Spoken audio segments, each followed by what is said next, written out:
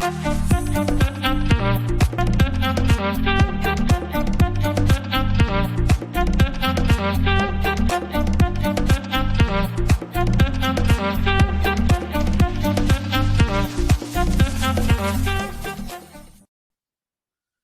up, everybody? Welcome to Tectonic Takes. I actually have a special guest, or como se dice, what's up, mi gente? No, I'm kidding. We have Carlos Yustis from Telemundo. What's up, Carlos? How you doing today, man? Thanks for coming on.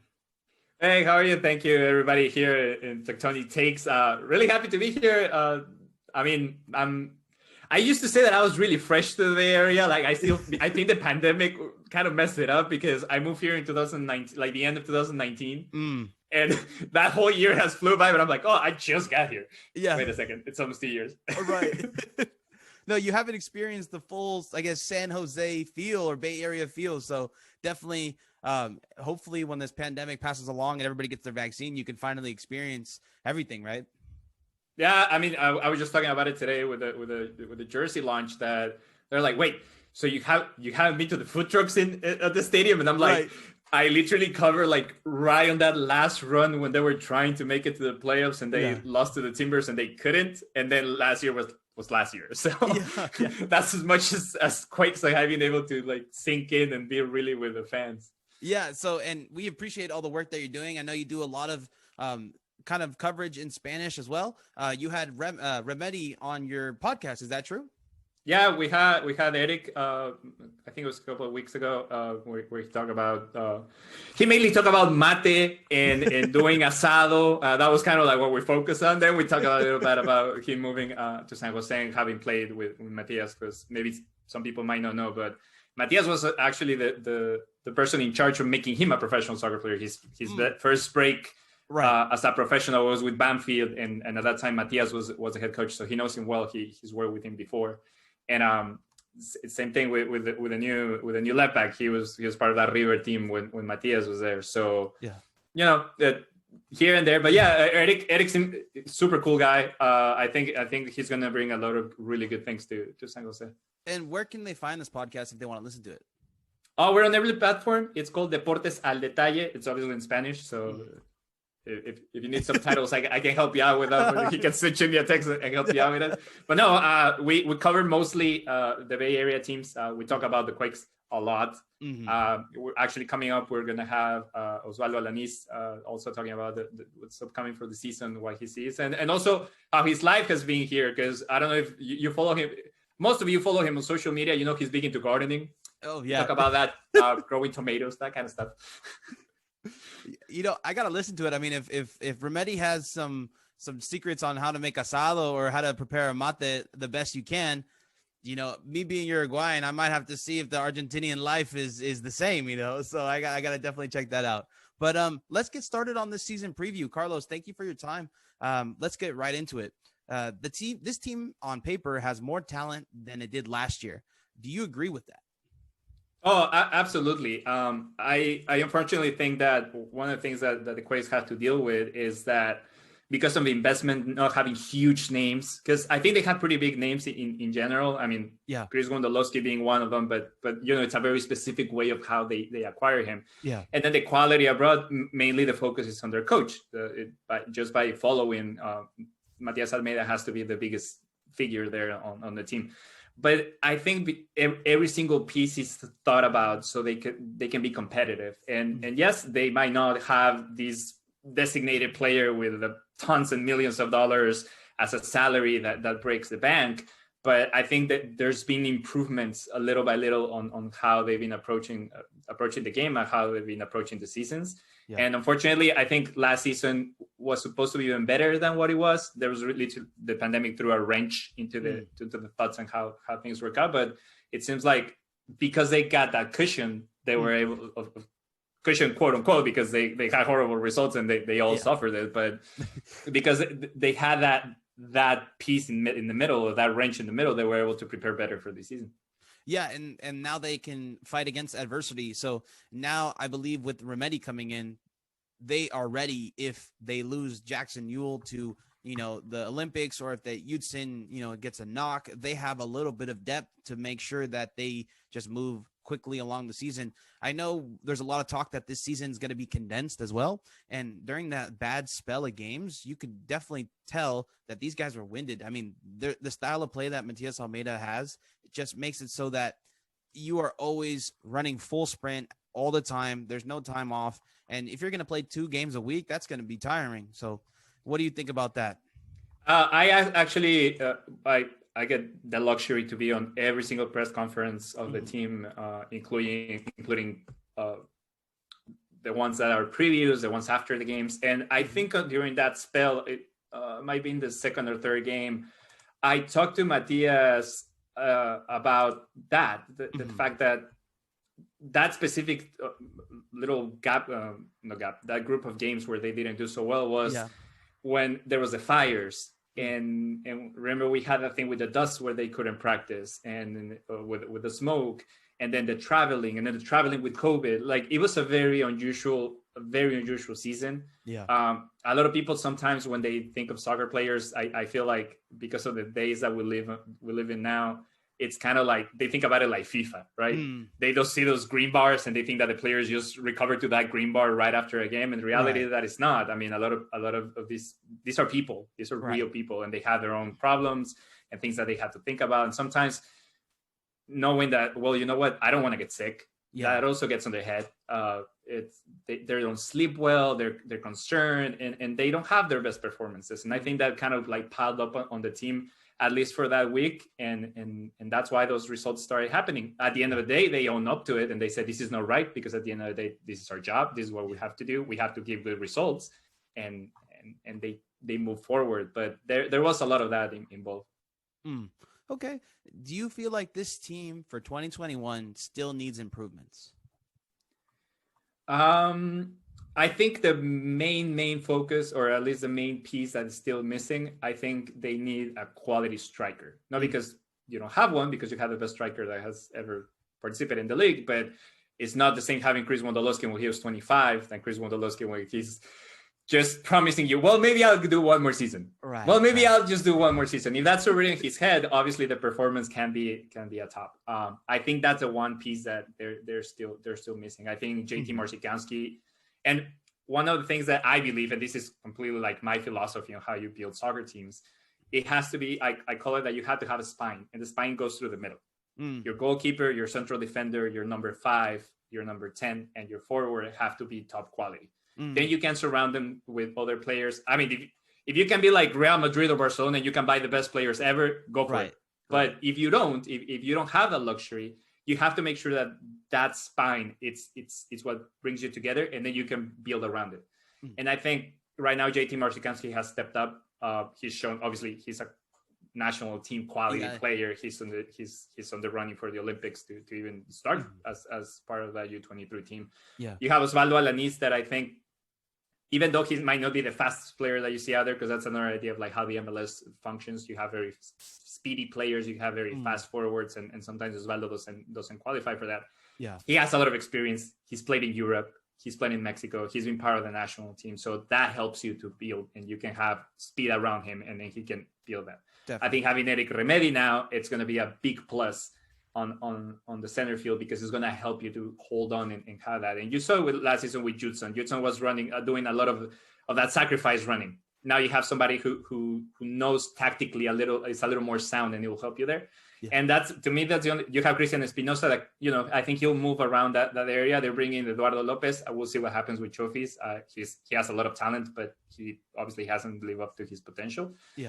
But it's that center forward with Andy Rios and Wando makes it and brings those big goals when you need him, but you not necessarily can't rely on him for every game this season. Right.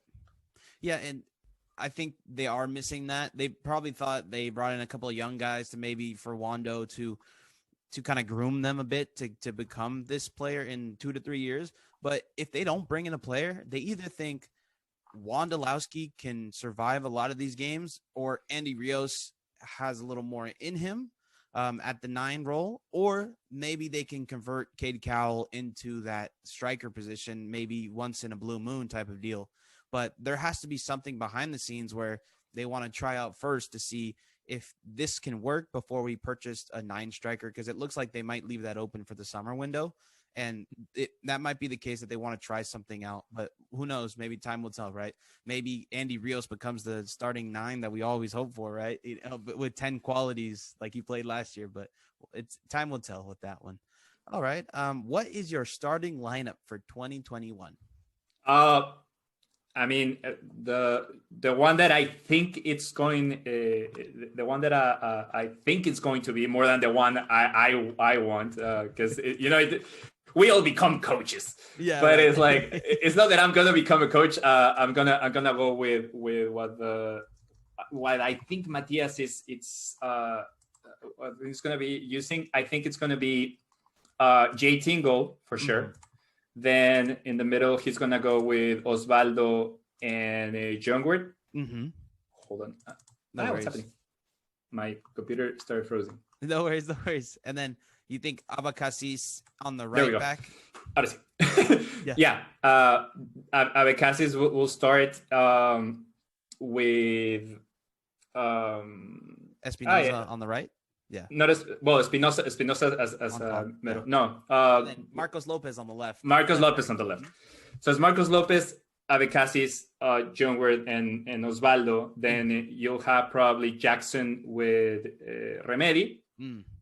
Espinosa, most likely Carlos Fierro, which I think he has picked it up and he can play on that position.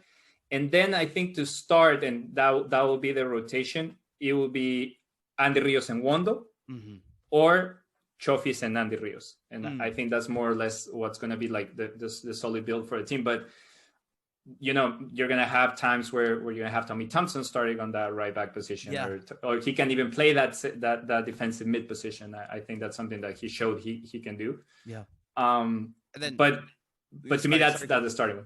Yeah. So even Paul Marie getting that number 3, right? He might actually even sneak into that starting lineup with that number change. I mean, they must think that they have a future in him, getting rid of Nick Lima and then bringing Luciano was on a 1-year deal. And it looks like maybe Paul Marie is the future. They signed him to a new contract. They gave him a new jersey that's number 3, and possibly that could be the case as well. Maybe sneaking in there, but Tommy Thompson as well can sneak into that right back spot. I think that position is going to depend on the matchup. If Pavon ends up signs with LA Galaxy, if he ends up signing with them, I don't think we see Tommy Thompson at that right back position. I think it's going to depend on the schedule, and not so much who they're going to play. It's who's going to be fit, because I think that's one of the things that the team started running last. And Matias mentioned it, that there was a point where he was using a lot of the youngsters. Yeah. That's how Kate started breaking into the. That's how Jackson started. There was a lot of players that he was bringing into the lineup that he said, I don't want to bring him the lineup when I need him. This is players that are supposed to be developed, and they're supposed to have, so he needs to have some more robust roster by the time this happens, because what you were saying before, there's going to be a lot of condensed games. There's going to be games like back to back, and fitness is going to be an issue. Definitely. So that's why you need somebody with experience to do it. So I think that's more what's going to rely on more than I think maybe Tommy will be better on this game. I think it's going to be more like, this is my starting lineup, this is what we're going to go with. But obviously everybody else around it knows that you have to be ready, because if there's an injury, if there's a card, if there's somebody who's not fit, you have to step in. Yeah, and that's something that the Quakes have never really had. Like, good depth is something that this is kind of brand new to us as fans and as analysts, and this is something like where there was days where we had Cordell Cato starting on the right back position, and then when he went down, it was who's up, like we'll just throw someone out there. But for right now, this looks like a team that's playing exciting soccer and at least intriguing soccer. To talk about a little earlier, what you said is we don't really have that big DP signing. The guys that we do have, like Carlos Fierro, Alanis, and Chofis, they're actually pretty famous in the respective Mexican media. So it's we do have it's like we have good bang for your buck players. These are famous players that could eventually their highest potential could reach a DP contract, but they just have to prove themselves. So it's nice to see that we're getting these guys on a cheap, especially Chofis. I mean, that was a player 2-3 years ago we didn't even envision getting at the San Jose Earthquakes, and we got him on a loan deal. So it's definitely a blessing to have a good player like him. and Carlos Fierro too, player like with a great potential as him. Who's going to have your, speaking a little bit about trophies, who's going to have your biggest bounce back season? Who do you think, what player? I mean, bounce back, it's hard because I feel like they went on that kind of like dip when they had the bad results, but everybody finished on a high point because that game on the playoffs was pretty spectacular, regardless of what happened on the PKs. Yeah. Just the fact that they were able to come back and push it. I want Chofis to have a bounce back more than who I'm expecting it. I think it's his potential was used. All those good moments that you saw with Chofis that people talk about, and when they thought that he could be the next thing for Chivas, was with Matias at the helm. Once Matias left, Chofis just kind of like diluted, and he had the problems that we know off the field and all those things. And I think one of the things that's going to happen to him that it's going to be something that really helps out, and I actually talked with Osvaldo Alanis about it, is the fact that he's going to come over here. As part of the team, he's going to be a little bit sheltered because he has Matias as his coach, who knows him very well, and he asked him to come. He has Osvaldo and Carlos, who know him very well, and both Osvaldo and Carlos are not players that like to party, and they're like they have these big names and big things that they do. They don't. They're very chill guys. Right. And having that around him, I think is going to help out, because one of the things that I think was dragging Chofis kind of under the water was the people he was hanging out with in Guadalajara. The fact that Guadalajara is one of the biggest cities in Mexico. Everybody knew him. He's a superstar. Wherever he went, like, they will open the door for him. Here is not going to be like that. He's going to go to a place and people might be like, oh yeah, that's a Quakes player, and so people might not know who he is. And I think, and it's not a party town. We're just not a party town, and I don't think it's gonna drive to Vegas every weekend. That's not gonna happen. So I think all those things are gonna help out for kind of change his environment, change the way he's working and looking at things, and that will help out to bring a lot more of him, and especially on the MLS, that it's a league that it's a little more open to forward play. I think he'll shine a little more. Yeah, and your comment just made me think about what if Chofis just tries to walk into the highest restaurant or the fanciest restaurant in San Jose. They're like, dude, who's this kid with the tracksuit? Like, it's gonna be like, who's this guy? But no, it's definitely a different feel. He's gonna have to pay for that meal in San Jose, not like in Guadalajara. And even if they don't, it's just the way they treat you. Because I mean, here you could still be, a professional athlete, and you still have a salary that allows you to do those things. But it's not, here's the red carpet. We all know who's Chivas, and Chivas runs the town. Like, that's the difference. Like, this is not Jimmy Garoppolo walking into any restaurant. That's actually really true. Yeah. Jimmy G could walk into any restaurant. That's for sure. Okay. Well, where do you think the Earthquakes are going to land in the standings? So what place do you think? It's hard to tell just because the West is so loaded. Yeah, right. I mean, when you look at the teams, some of the teams, to me, the most amazing teams are the teams that have the most power, like firepower. They're mostly in the West. Obviously, the East has some of them. I'm not going to say that Columbus is not a good team, but on the West, I mean, you have both teams from LA. You have the Timbers. You have Seattle. Like, you have to fight for those spaces. But I think. And this is something all the players have said, at least on the couple, like when I talked to Eric a couple of weeks ago, and then with Osvaldo, they're just thinking playoffs. They know where they are, they know what they have, and they say, we're thinking playoffs. Any spot between the 8th and the 5th, right? It's fantastic. Yeah. If we can break over and be one of the top teams and things are rolling, that's great. But that's not what we're going for. We want to make it to the playoffs, however we make it, and then take it one game at a time. So I think I see them in between between 5 and 8, and anywhere in between. It could be 6, could be 7, could be 8, but clinching that spot in the playoffs. Yeah, and last year they made it evident that even if we're the 8th seed, we could have really won that game against Sporting Kansas City, and we should have won that game, but we'll talk about that a little later. But yeah, it's just anywhere you land in a tournament like that where Matias Almeida shines, you can win that tournament. You're instantly a dark horse just because of the coach, just because the band of players. We showed that in Orlando until we hit the brick wall of Minnesota, like we always do. But it's just, we can win at any point we're in the playoffs. And I understand you're saying the West is loaded. Let's not, sugarcoat it. It's loaded. So we're going to have to hope for sneaking in, and then maybe we make some splash some noise in the playoffs. But all right. And then do you feel the Earthquakes are going to bring in another player? I know we spoke a little bit about this earlier, but do you think they're going to bring in another player before the season starts? I'm not so sure if it's going to be anything before the season starts, just because of how they handle it. They have media day today. Yeah. So it's tough unless there's something really good on the table that they can bring, but I doubt it. Yeah.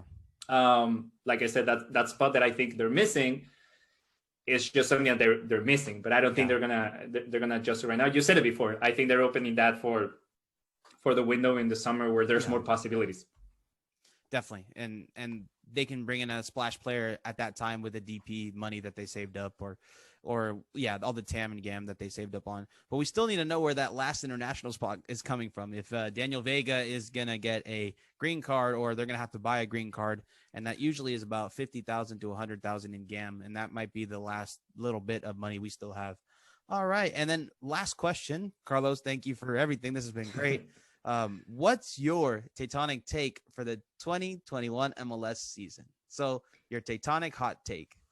I think the Quakes make it into between the 5th and the 8th seed, but then they reach at least the semifinals in the conference. Oh, okay. That's exciting stuff. Okay, you heard it here first on Tectonic Takes. Carlos Yustis says we're going all the way, baby. But I say it's anywhere in between that and semifinals. Like I try to. And mind you, if you ever listen to our podcast, I was the only one who said Real Madrid was going to make it to the second round of the Champions League. Nobody thought it was going to happen, and there they are. Right. So I'm not saying I'm right, and I'm not saying I usually pick good picks, but okay. And then actually, I've thought of a question off the fly. What's a successful season if you're Matias Almeyda and the San Jose Earthquakes? I think it's making to consider it successful is making the playoffs in a way that you're not scrapping for it. That it's not like, last couple of games we scramble and we got there. It's like we consistently had a playoff spot, 5th, 6th, 7th, 4th, 3rd, and we were always balancing there, making it to the playoffs and have a deep run. I don't think this is a team that has enough talent, and this is not a bad thing. That it has enough talent to make it all the way to the MLS Cup and be a full contender. I think there's some pieces that it's missing of star power that you always need to be able to contend for that. But it's definitely a team that, because of how Matias manages a group, can be a surprise, and they can go deep in the playoffs. So I think if they make it deep in the playoffs, there's two things that are going to happen. One, is going to show that they're making the right choice by keeping Matias and having him here. And mind you, I give him a lot of props now more than ever, because he's had really good options to leave and he didn't. That's hard. I don't see a coach that can tell you, hey, listen, you can come to a team that spends millions and millions of dollars on players and you can bring whoever you want from South America and says no. Like, I am committed to this. So I think that makes a big difference. I think the players feel it. I think the players know that because of those choices Matias made on this offseason, now the weight is on them, because it's like, I made these choices for you. I'm staying because I believe in you. Yeah. But you got to respond. Right. Okay. Well, that's a great way to end it. Carlos, thank you for coming on. Where can people find your stuff and all your podcasts and all that good stuff? Where can they find you? Well, obviously, because I feel there's Quakes fans all over, but most of them are here in the Bay Area. You can find them you can find me Sunday to Thursday on Telemundo 48 on your local TV station. Over the air on cable, if you have cable, just look it up. It's 2 in some channels, it's 48 in another, 19 in others. So just keep looking for that Telemundo 48. That's every day. And obviously on social media as Carlos Yustis. Yustis is YUSTIS TV. And that's everywhere. That's on Twitter, Instagram, Facebook, TikTok. Yeah. And right. Your beautiful TikTok. Wait. Show us the jersey. We forgot about the jersey. The famous right here. Jersey.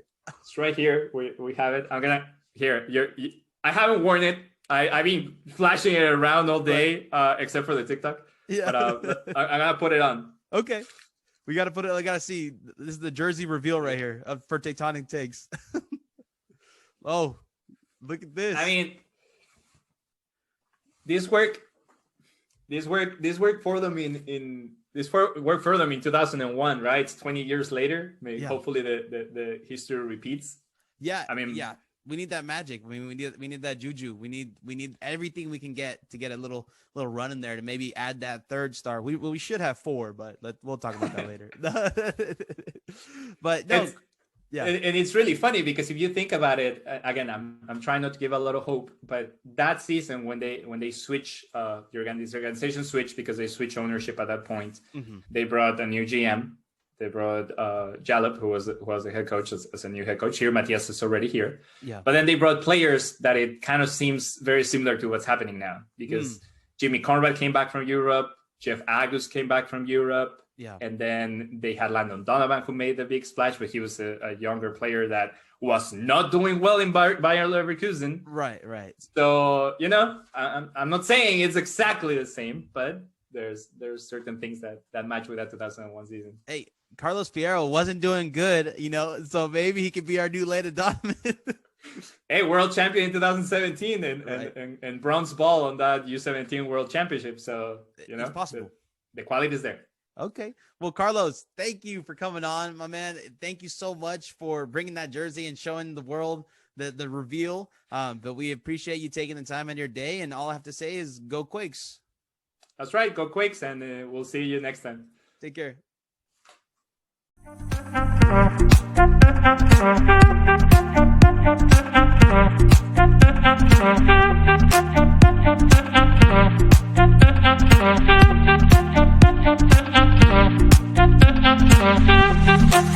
Thank you.